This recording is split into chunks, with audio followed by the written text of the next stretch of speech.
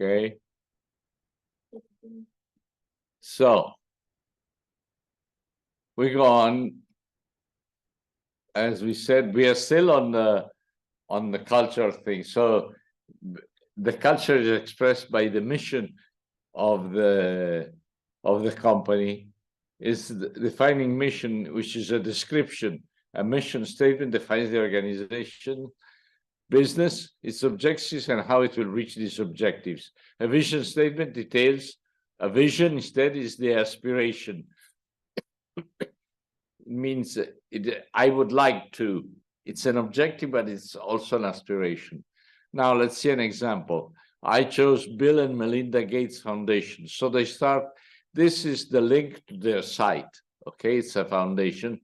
So it is a different thing from Microsoft. But so they publish this. In many cases, the private and public sectors, acting either separately or together, meet people's needs, but there are gaps, spaces where some people don't get what they need to live healthy, productive lives. So from this analysis, very general analysis, they derive this mission: spurring innovations that improve the human condition by stepping in where governments and business leave gaps. So this is the mission of Bill and Melinda Gates Foundation, nothing to do with Microsoft, okay? Because I don't think Microsoft has a mission is stepping in where governments and businesses leave gaps. So let's see an example of vision. Now we have Bill Gates in 1980, a computer on every desk and in every home. That's his mission, and a vision at the time. And of course, with a Microsoft software installed, right? Nokia in 1995, our vision, voice goes mobile. 2005, our vision, life goes mobile. It is very representative of what happened in those 10 years, that everything goes through the internet, like the Internet of Things. The reason why I chose to show you this life goes mobile is something like Zuboff said, our lives are raw materials for these large enterprises to buy it, not to buy it, to gather it and sell it to marketing for marketing purposes. Okay, so now is it clear? These concepts are clear. I'm just addressing the two of you online. Yes. Okay. Now yes, Professor. Okay, let's go on next slide. I will show you some examples and let's see if you can find what company they refer to. To organize the world's information and make it universally accessible and useful. That's the mission. The vision now. To provide access to the world's information in one click. Now, in your opinion, starting from here, what is this? The first one that's going to answer. What company does this mission and vision refer to? She says Google. The same. Everybody says Google, and then, of course, you're right. Especially this vision with one click. But then we said yesterday, what kind of information? What is the algorithm that is being used? Or is it an algorithm that drives your inquiry into certain directions that decided would be better, so that they support maybe some investor that says you have to facilitate to let us to show our interests before the other ones on top of the list? Then let's see another example. To offer a wide range of well-designed, functional home furnishing products at prices so low that as many people as possible will be able to afford them. And the vision is to create a better everyday life for the many. Now, who's IKEA on? You're convinced? Someone that dissents, or you all agree on IKEA? Well, I think this was furnishing products. That's, of course. And the vision to create a better everyday life for the many, a better everyday life, starting from the furniture. Of course, if you have a nice bed with a nice mattress, but they produce also mattresses, right? Okay, let's see a third example. To connect the world's professionals to make them more productive and successful, to create economic opportunity for every member of the global workforce. What company is this one? Or association? LinkedIn. We have LinkedIn. LinkedIn is one vote or a couple of votes. What about you? You agree on LinkedIn? You think so? In fact, it is LinkedIn. It is their claim as a mission and as a vision. The vision, economic opportunity for every member of the global workforce. Well, I don't have my profile on LinkedIn. I don't know. Well, now let's see another one. We are in business to save our home planet. An unwavering commitment to environmental sustainability. Which company is that? Is this one? That's a strong claim. WWF. No, it could be. I think it would be better for WWF to use it. But WWF is not in business. They say we are in business, so they are there to make money. But we want to make money and at the same time to save our home planet. Unwavering commitment to environmental sustainability. Coca-Cola? No. No, fortunately not, because to save our home planet for Coca-Cola, it's a big endeavor, isn't it?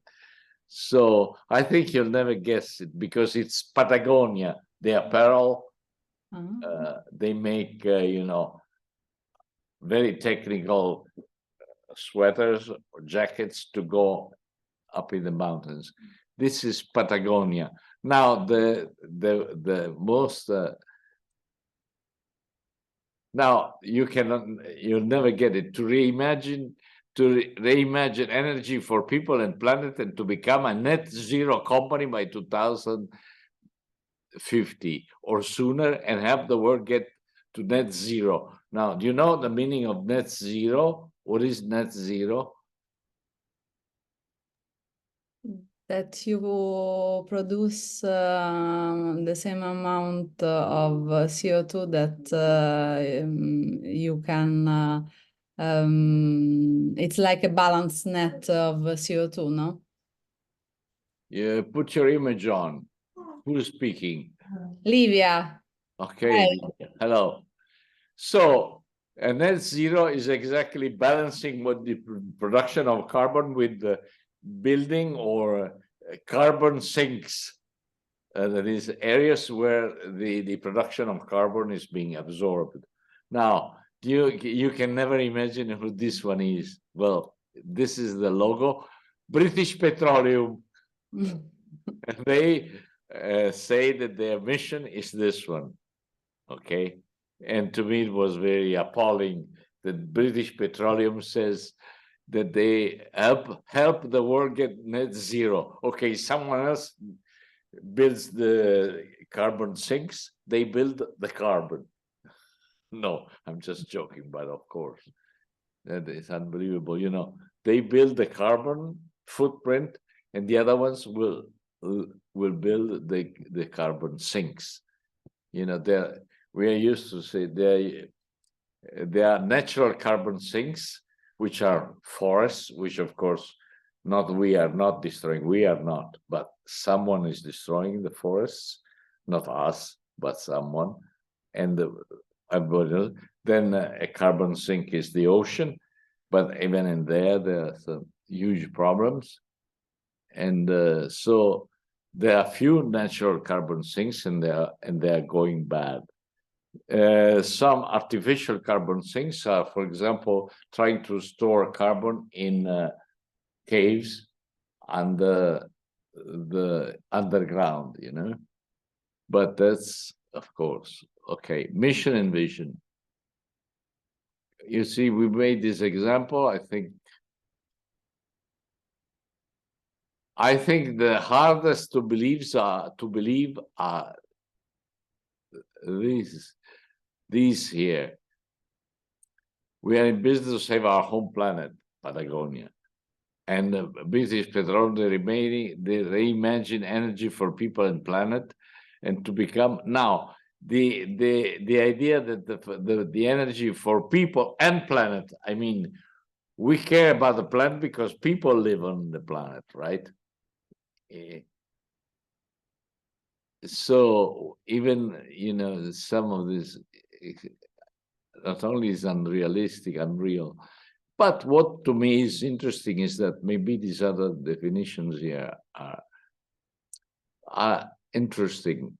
They make sense. I believe these don't make much sense, but these do, to connect the world's professions to make them more productive and successful. Well, productive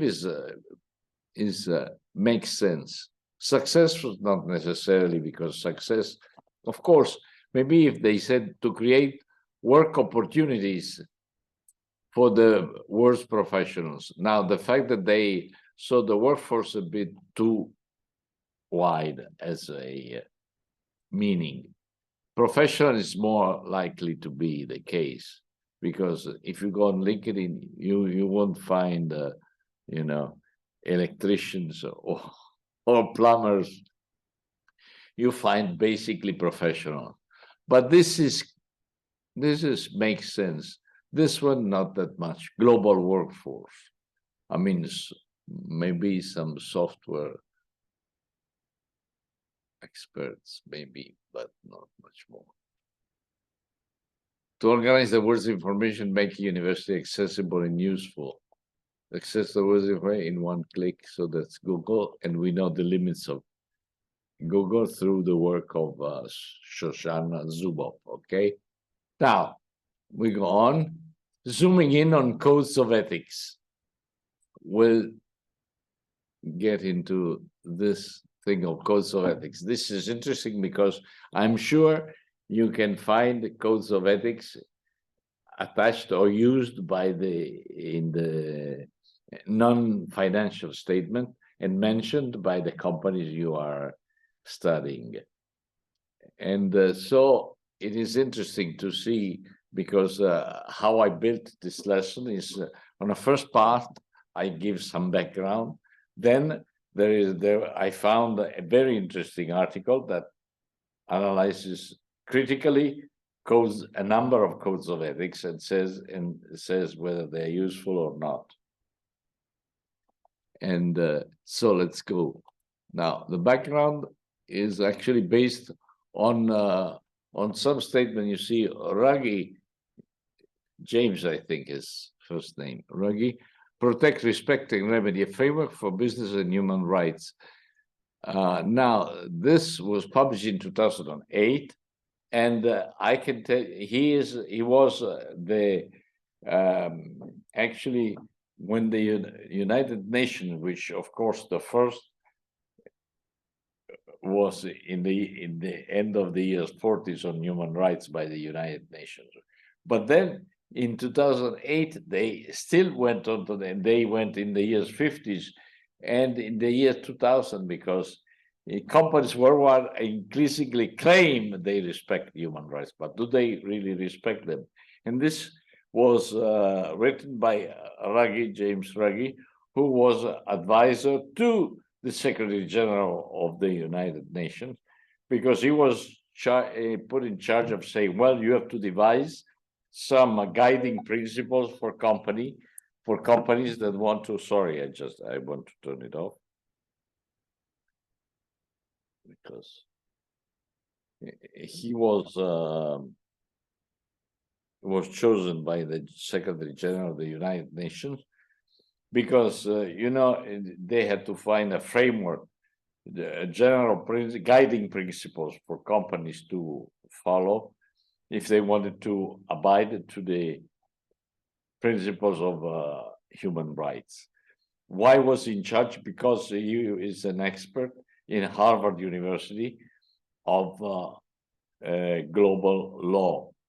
Because the point is, well, we must come out with something, United Nations have come out with something viable, with something that can be understood by business, and that does not collide with legislations of countries that are actually the parent companies that actually work in all the parts of the world and that are actually damaging or not taking into account human rights or something like that. So he was chosen, instead of having a committee building the thing, he was chosen, and he said, okay, you study for a couple of years, you collect data, and you come with principles, we analyze them. If we agree, it's going to become the new United Nations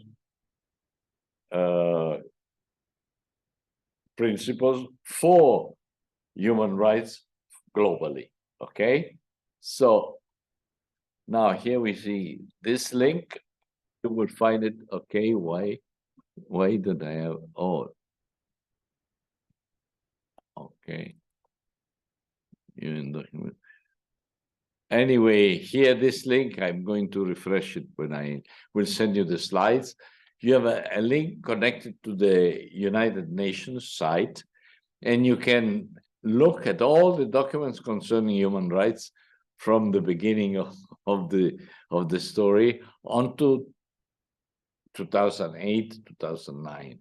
Let's see some of the things. How do companies know they respect human rights? Do they have systems? This is Raggi, okay, in this article. I chose some lines. Due diligence is the core of that. Do they have systems in place enabling them to support the claim with any degree of confidence? Most do not. So companies worldwide increasingly claim they respect now. They do not have systems. What is required is due diligence, a process whereby companies not only ensures compliance with national laws, but also manage the risk of human rights harm with a view to avoiding it. So why did I put red in national laws? Because as you know, we'll see it further on, the capture of the legislator, it's not seldom, instead, rather often, national laws do not cover effectively human rights because they don't want to discourage multinational corporations to invest in the territory. So what happens is that what he says they must not only respect national laws, but also manage the risk of human rights harm with a view to avoiding it. So it doesn't matter what the national law is, your action as a company must be more stricter than what the national law is. So it must improve the national conditions. But then, if you know, we said from the beginning that the United Nations don't have any power it has a moral power, but it doesn't have the power to compel, to have compulsory action towards the companies that don't apply that. An example was the Rana Plaza disaster, in which it took the International Labour Organization years to have some money be given to the families of the people, of the 1,200 people that died on that day, not several years ago. Okay, so the problem is that even that United Nations has a orientation toward ethics, but doesn't have the power to compulsory make the companies respect these principles, right? Simply because they don't have a territory. Okay, so is it clear? What is required due diligence? A process. A process. It means that you have to describe all the actions that you do. Now we see the principles here. If companies have to carry out due diligence, what is its scope? The process inevitably will be inductive and fact-based, but the principles guiding it can be stated succinctly, so in a short terms. Companies should consider 3 sets of factors. The first is the country context in which their business activity takes place, to highlight any specific human rights challenges they may pose. For example, in the Rana Plaza disaster, probably the analysis of what kind of buildings were there available for all those companies to set their sweatshops, because that's what they were, sweatshops.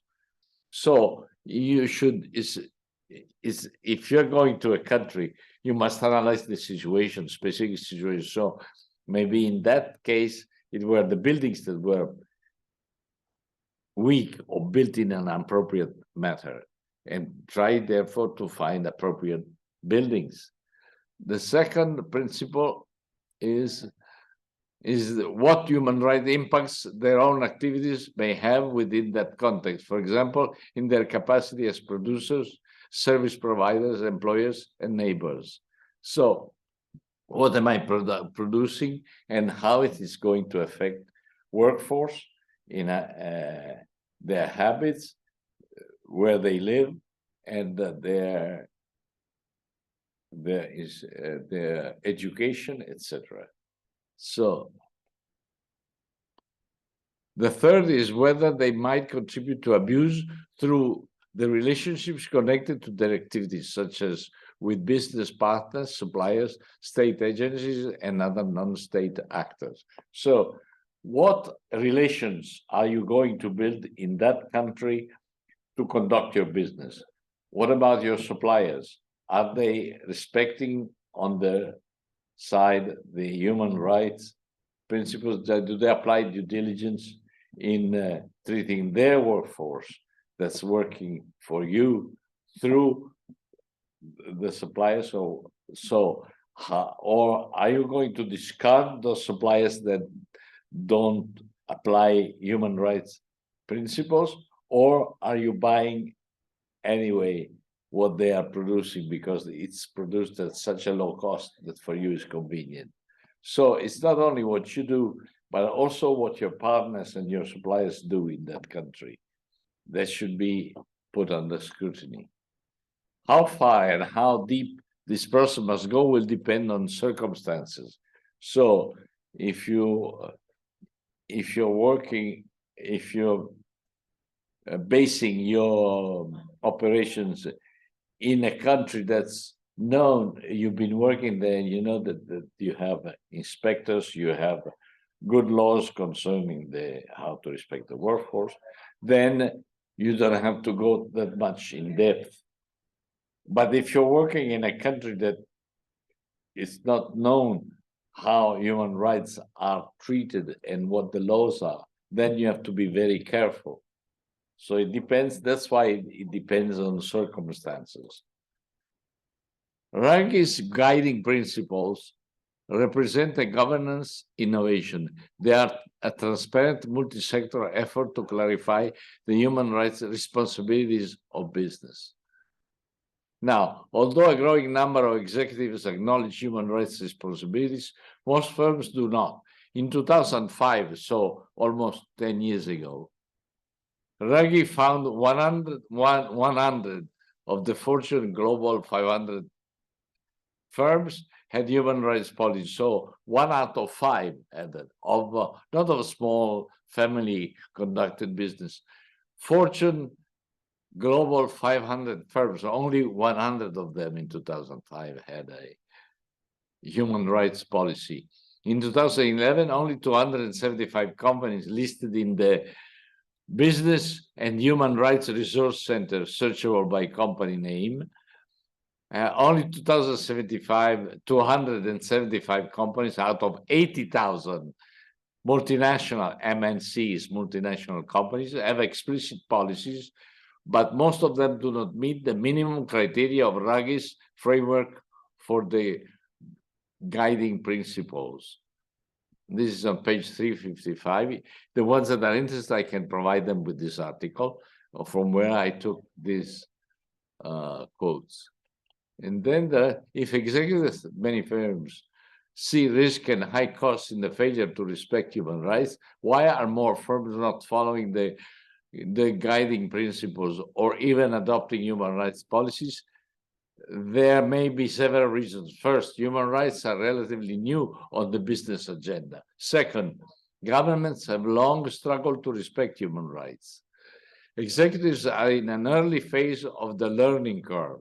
Early adapters may be better positioned to amortize the cost of adhering to human rights and could use their support of human rights as a marketing and public relations tool. The suggestion is, if you are going to apply strict human rights policies, then you can use that to support your production or your services. Say, we are producing all over the world, but we respect human rights. And so if you buy our products and our services, you are sure that they are built, they are produced within the respect of human rights. So in this article, they're trying to say, hey, it's not only that you're doing good for people, but you're doing good also for yourself, because the awareness of the general public is increasingly in favor of human rights to be respected. So you can use that to sell your products to many people. Unfortunately, we found early adopters are rare. So he said that in spite of the fact that if you're an early adopter, you can use that to say, you know, we respect human rights, but our competitors don't. But even though they made the discourse, we found that early adopters are rare. And this was an article of 2013. So 11 years ago. Now, after that date, I haven't found any research in scientific papers. You know, the ones I take the quotes from are not from newspapers, are only from scientific journals, because I think that only if what is written is evaluated through double-blind peer reviews, then they can be, well, of course, there can always be mistakes, but then they can be trusted more than just newspaper articles, which are published through companies that want to sell the newspaper. So what's written in there many times is like a marketing, okay? But maybe some very well known and with a serious background, like, for example, the New York Times, most of the times publishes appropriate news concerning human rights and sustainability. And then the Guardian in England has that as even though it's having some positions concerning war in Ukraine and Russia, etc., which can be discussed as an approach. But in general, concerning these topics, they can be more or less trusted. But I always in my courses use scientific journals where you have a double-blind review by peers, which you don't know. When I publish, I don't know who's revising my work, and they don't know whose work it is, if it is mine or someone else's. Okay, how many adopters are there? Unfortunately, we found early adopters are rare. Codes of ethics, we finally get here. Now, can you read this? I don't think you can read it because I asked them, no, you can't. Why couldn't you sit here in front? Otherwise, maybe you cannot, still you can't read it. Can you read it? No, no, because I asked them, but they cannot adjust it. I can't, I don't even have a ladder. So maybe actually, but I'll read some. Now, there are two quotations from a book which we will analyze, which I'll take some parts later on in the course, which is the name of this book is the Corporate Social Responsibility. And it is an old book, but it's very important because it was published first in the United States several years ago. But on there you have it's interesting because you find the basic issues that have to be approved. So what he says here, I'll just read it to you.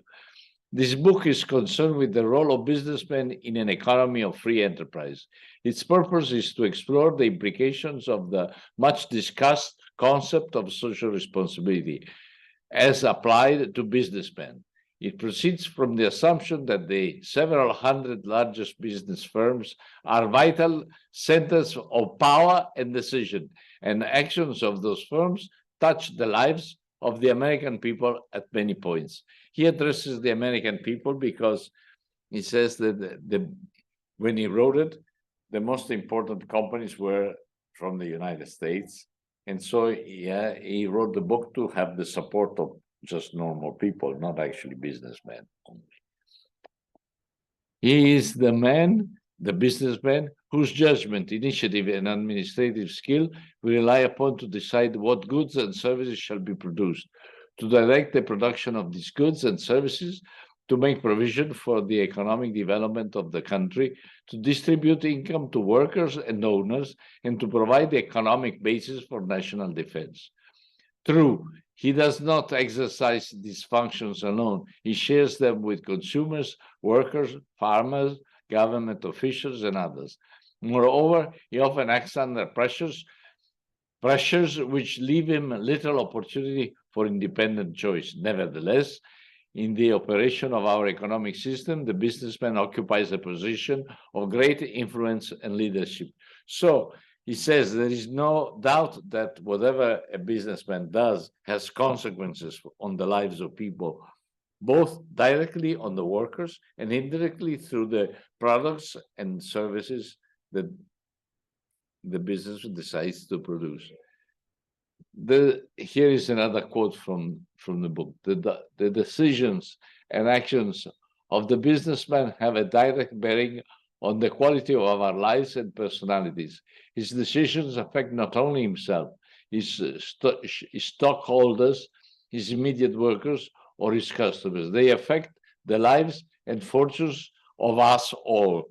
So you cannot pretend that business is something apart that has its own rules, and then there is the public on the other side with no interaction between the two. There is a lot of interaction, and they are powerful actors. Now, codes of ethics were invented, let's say, because if this is true, then we need, in accordance with what Raghi was saying, here, companies worldwide increasingly claim they respect human rights.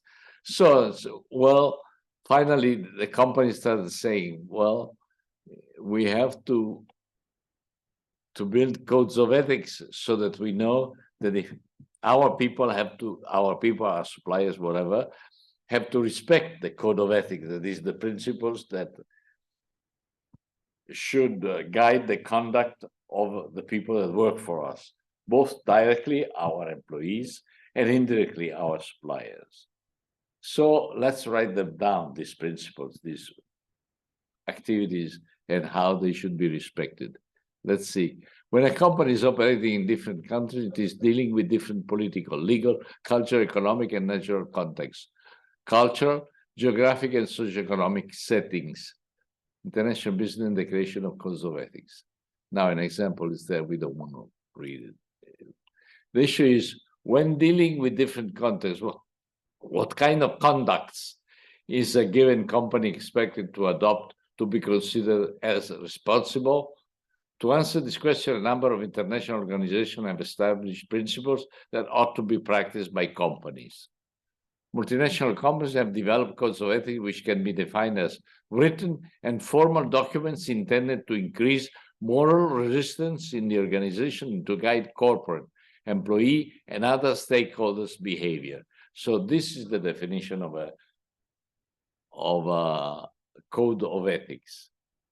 A written and formal document, in the sense that if someone does not respect what is written there, it can be evaluated negatively by the company, and therefore, it depends on the laws of each country. But then, if the code of ethics says that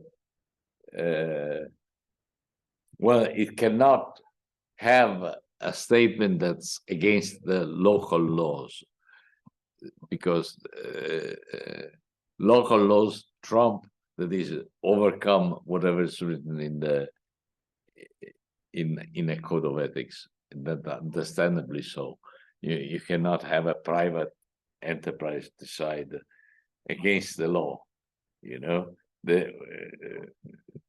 because a state, the policy of the state, you cannot have a private organization established was what has to be respected by the whole community at the level of say. Okay, we stop here for the break, and we'll come back in 10 minutes or so. Okay. So we go on, and with this article, which I just took some interesting pieces, is a recent one, uploaded inquiry, an updated inquiry into the study of corporate codes of ethics from 2005 to 2016. So he published it in 2021, and usually you take something like 10 to 11 years, because that when the codes of ethics were published on the sites of those companies. So maybe you just don't want to go to more updated versions, because then maybe you only have few companies that publish them after 2016, and you want to stay with many examples. So you choose something that is not as updated, but which is reliable in the analysis that you made. So when you have questions, please, the ones online especially, tell me, and I stop and let you ask the question. So let's see what comes out from this article. The review finds that corporate codes of ethics have continued to converge and use an authoritarian language of control. From studies focusing on content and what is in the actual code, we learned that regulatory and legal influence on code content is a consistent theme. Alder, Webb, and Cohen, 2012, believe that this has led institutional isomorphic convergence in code content. Isomorphic convergence means that they have more or less the same approaches. And as we said, according to the principles of the United Nations principles, that due diligence has to apply to different contexts and different situations. If they sort of converge and have the same kind of profile, then it means that what? That those companies that have published those codes of ethics have the same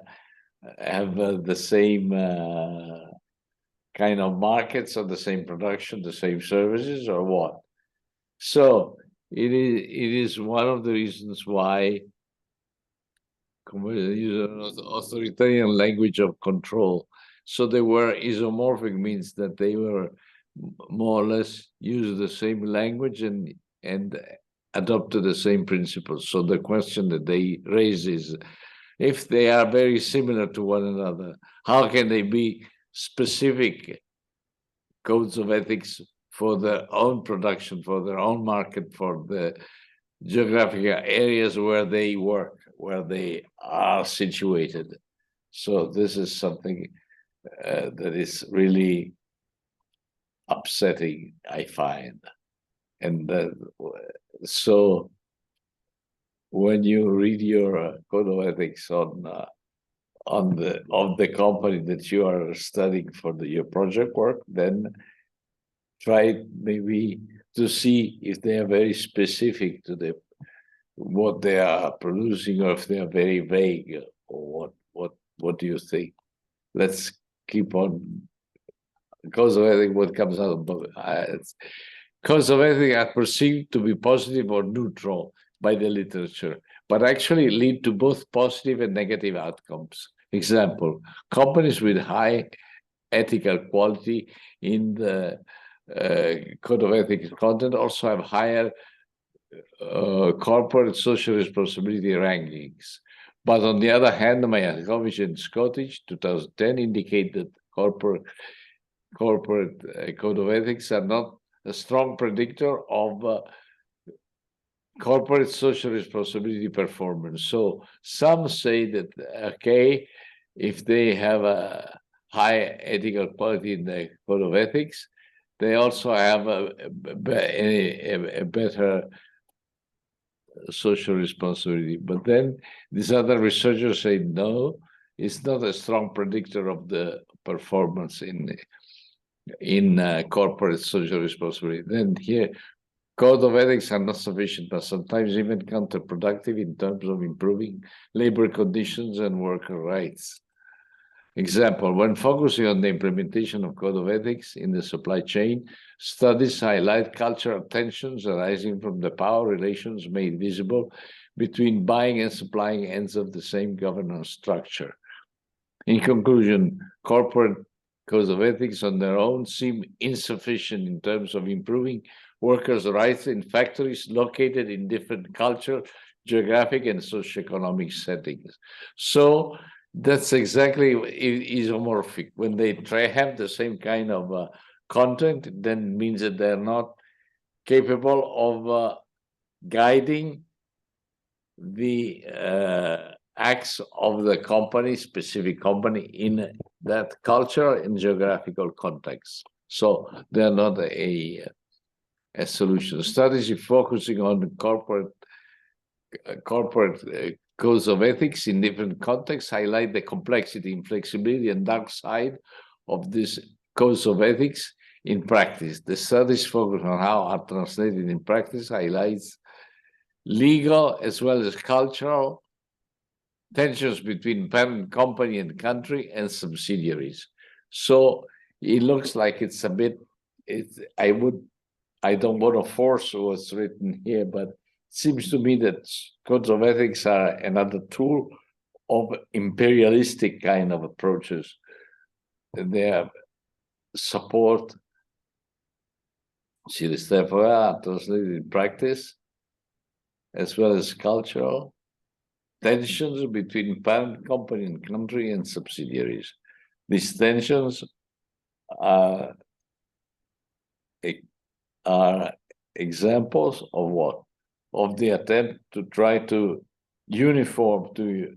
homogenize the local culture and the local habits to the behavior of the parent company and the country that's originating that multinational company. Taken together in the stock of empirical research, code of ethics emerges complex tools which companies implement in rather similar tones and with similar content. Codes of ethics seem to be effective in terms of controlling unethical behavior to a limited extent. The context in which codes of ethics are put to work and studied is heterogeneous, cultural, legal, hierarchical, organizational differences. Codes of ethics, often formulated by corporate attorneys, by legal departments, are concerned with protecting the company and may be counteractive in terms of the effects they have in different settings. Given the findings, we argue that governance systems should attend to different groups of stakeholders in different ways. So this is important for project work. When they claim, they say in their non-financial statement, oh, we conduct research and contacts with our stakeholders. I mean, do they have a questionnaire for everybody, for all the stakeholder groups, or they differentiated? So how serious they are on this inquiries on the way their stakeholders feel. The review also indicates that for codes of ethics to be effective in a positive way, commitment from both management within the organization, consumers outside the organization, and government regulation for workers' rights is necessary, thus signifying the importance of positive input from several stakeholders. That's what we just said. That is so you cannot, they don't state how they develop that codes of ethics, but when you read the non-financial statement, they say how they address many times. If they don't do that, then you can write it that it's not explained how they address the stakeholders, how they gather their ideas on how products and services should be improved, or what are the main problems concerning our work in this company. You see, how reliable are their claims that they are involving stakeholders. Here is a key saying that they analyzed 15 years of codes of ethics, and they found out that they are not that reliable even in this form. So what's your opinion from what you can read in the code of ethics of that company applied to the non-financial statement? That is something interesting that you can, and you can write it in your project work, because it's based on this scientific. As you can see, they don't just write what it's their impression, but they cite a lot of other studies, which sometimes agree with them, sometimes they disagree. So this is an honest piece of work. That's why I propose it to you, which is not very common in it anyway. So this for next Monday, please comment on the code of ethics of the company you are considering for your password, not question mark, but please do that. And because that's going to help you in writing down the report, the wiki. So we'll have each one of you will be online, or I don't know if I'm on, but anyway, each one of you will say, well, in this company, for example, for you, Pirelli, for you instead, you were writing your on Safilo, maybe, yes? You are doing it on Safilo, say, okay, my opinion is so and so and so, and the mission. So what about how the mission or vision coherent with what they are saying about the stakeholders, etc. Give your impression on, because your password, not question mark, but exclamation mark. Now, we go to the last part. The essence of sustainable development practice is scientific and morally based problem solving. Now, I cited Sachs in one of the first slides of the course. Now, and I also said that the thing is not only problem solving, but problem setting. Before you solve a problem, you have to define it. So one of these problems is how, concerning human rights, we have seen just in this part, how do they apply due diligence? Do they say something about it, or they just have a local market and they have a local production in Italy, or just in Italy and other European countries? So if it is a multinational company, how do they set the problems? It's not only morally based problem solving, it's problem setting. What is our problem? If they had posed that question before Rana Plaza, maybe that tragedy wouldn't have happened, because setting the problem was to say, okay, we are having the production in these old and unsafe buildings, we should stop. Or maybe it would have been much, no, we don't care, we go ahead. But then, so just to say that it's not only, it is scientific and morally based, but it's not only problem solving, it's problem setting. Say, what is the problem that has to be solved? We'll consider culture and some tools, e.g. mission, vision, United Nations rugged due diligence, codes of ethics. Now, the question is, what approaches can be adopted by companies to overcome business as usual. Remember, this course we adopted two definitions of sustainability and organization. You can read it. I think you can read it even from there. Yeah, because you have good eyes. You see, it's a way to understand the world as a complex interaction of economic, social, environmental, and political systems. Because norms and laws are actually developed by a political system. It depends on how it's built. Yet it is also a normative and ethical view of the world, a way to define the objectives. And then we define organizations as social entities that are goal-directed, decided, deliberately structured, and coordinated activity systems. So you cannot say that you ignore that we are working with those suppliers in those buildings and linked to the external environment.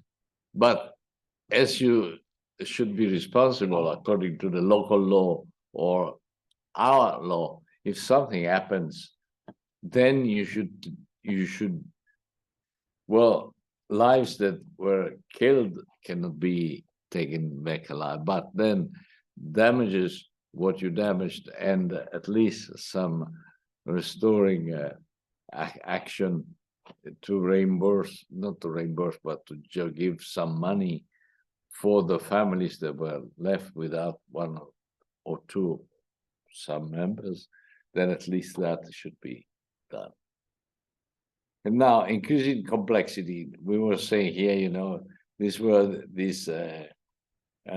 spoke about the ecosystems in which companies are all interrelated with each other, and these are groups of stakeholders, and these are in different continents, different cultures, different economic and political systems.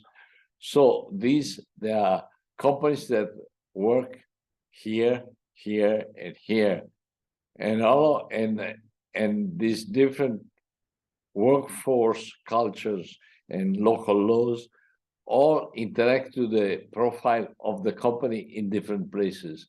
And when we speak about sustainability, and we speak about overcoming and going green, let's say, and overcoming carbon footprint, like British Petroleum is claiming with its mission, right?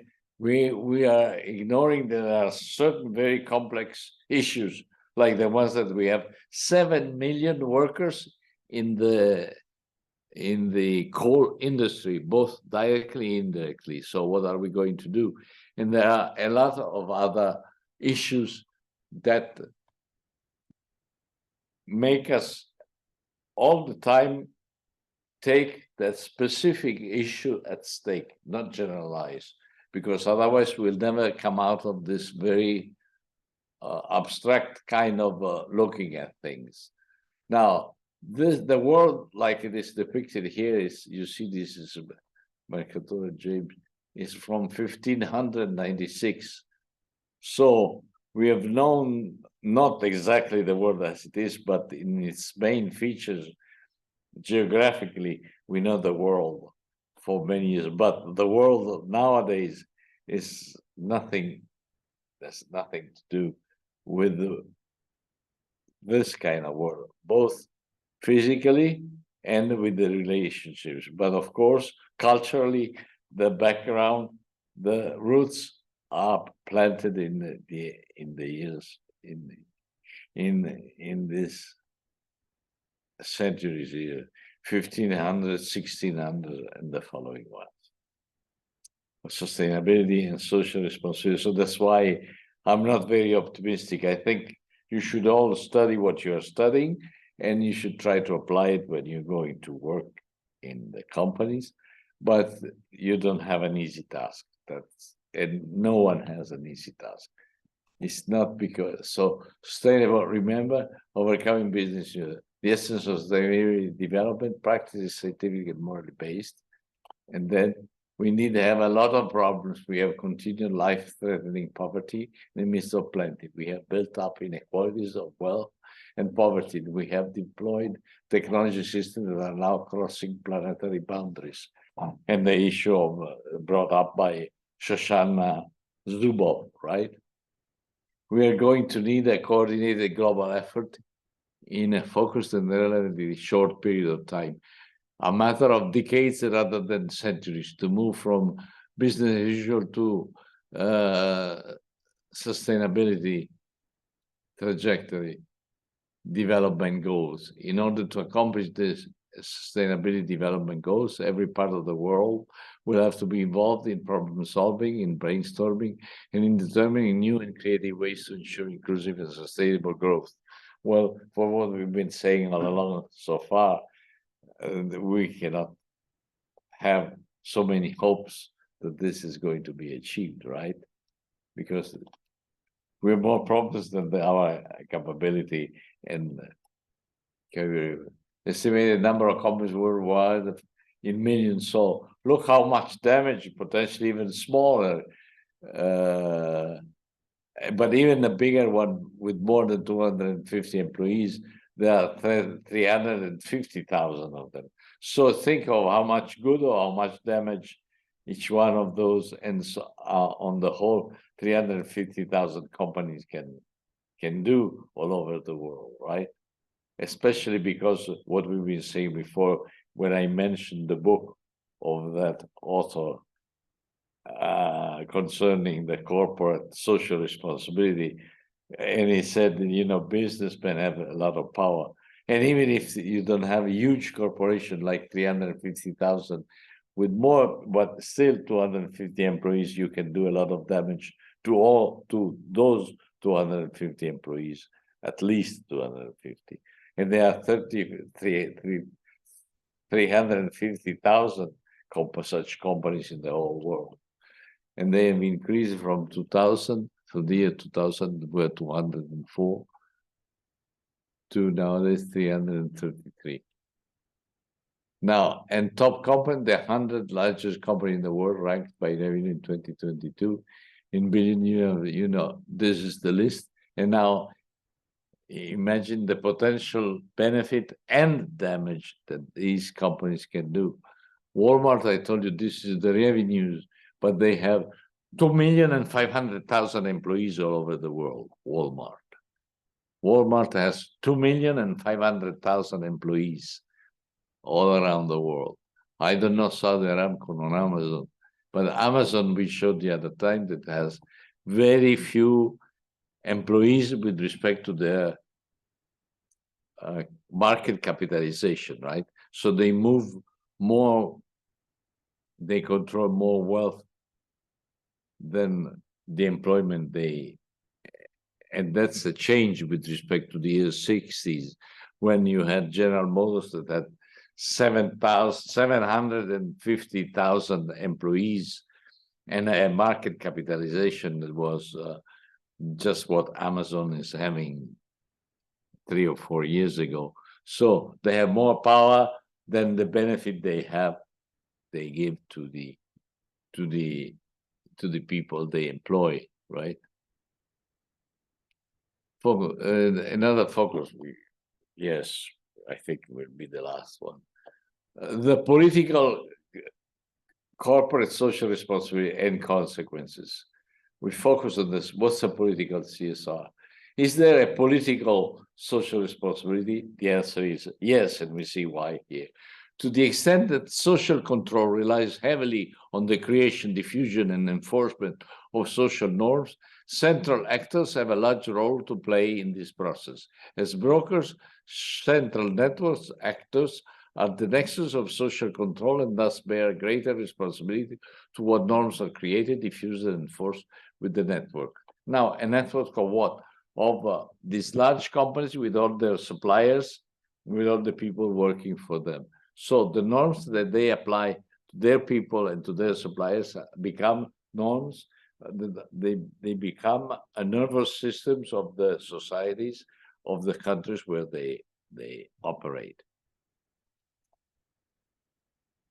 Though there is little new in the observation that commercial transactions are often characterized by significant power asymmetries, in the sense that I offer you this bread.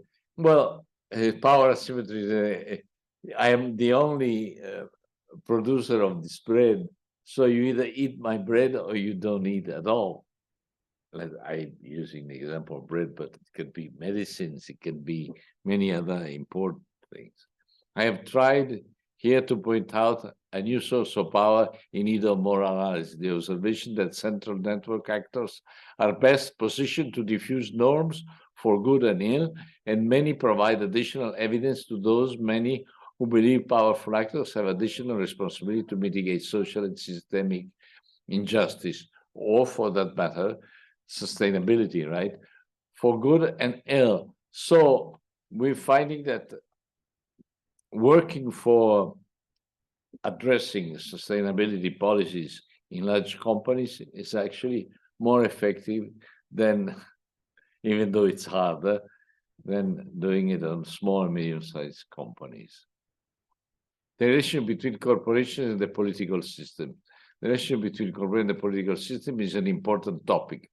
On the one hand, the political system defines the institutional context in which this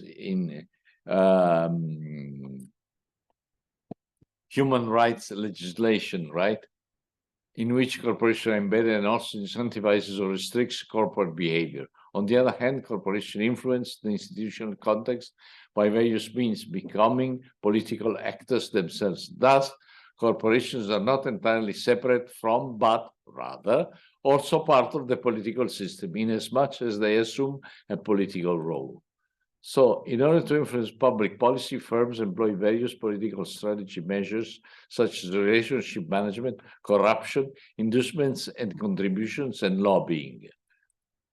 The dark side, this is the dark side, and regulatory capture, the result of a process by which regulation in law or application is consistently or repeatedly directed away from the public interest and toward the interests of the regulated industry, by the intent and action of the industry itself. See, if you are interested, I can provide you with this article, not only these few abstracts I took from that article. To definition of political CSR, we define political corporate social responsibility as normative and descriptive scholarship aimed at advancing responsible corporate engagement with collective issues and public goods that facilitates positive and impedes negative business contribution to society. Activities where corporate social responsibility has an intended or unintended political impact, or where intended or unintended political impacts on corporate social responsibility exist. There is impacts related to the functioning of the states as a sphere of activity that is distinctive from business activity.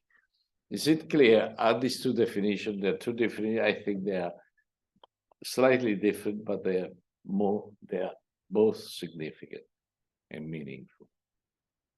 So here the concept is that you cannot, the free enterprises has an impact on the public enterprises more than public enterprises on the public activities and the political, in the sense they affect the construction of laws concerning how business is conducted, including workforce engagement, that is how you hire and fire people, how you treat, how much you pay them, and what are your obligations, if any, towards this workforce. So this is what you have.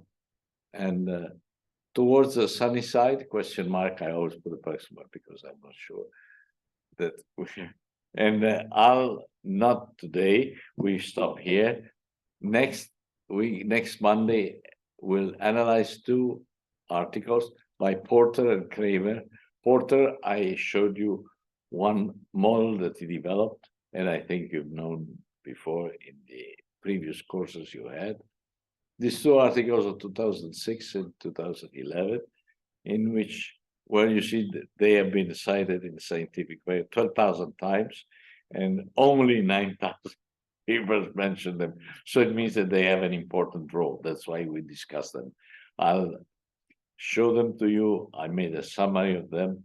I'll discuss with you the main features of these articles. And you know for sure that they left an important footprint in the current debate on corporate social responsibility. Okay, so we stop here, and on Monday we'll start from here. We go on, and then we continue once we finish with these 2 articles. We continue with the last dimension of corporations, of companies, which is the power, control, and conflict as an area of importance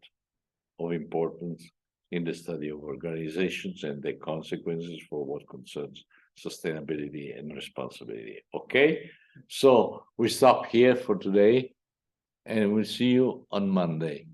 Okay. Okay. Questions? Are there any questions?